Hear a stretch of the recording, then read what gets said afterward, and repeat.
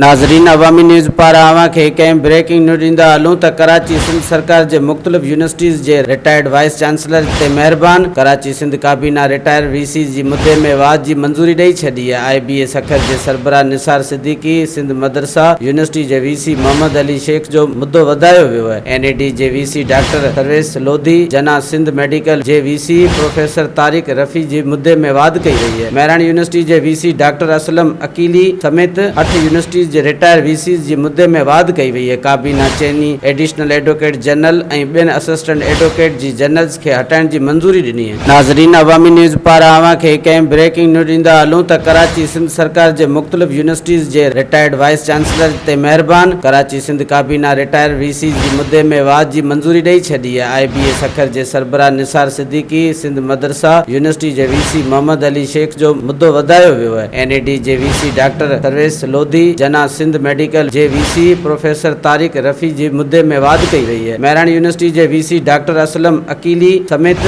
8 universities जे retire वीसीज़ जे मुद्दे में वाद कई वई आहे। काबीना चइनी एडिशनल एडवोकेट जनरल ऐं ॿियनि असिस्टेंट एडवोकेट जी जनरल्स खे हटाइण जी मंज़ूरी ॾिनी।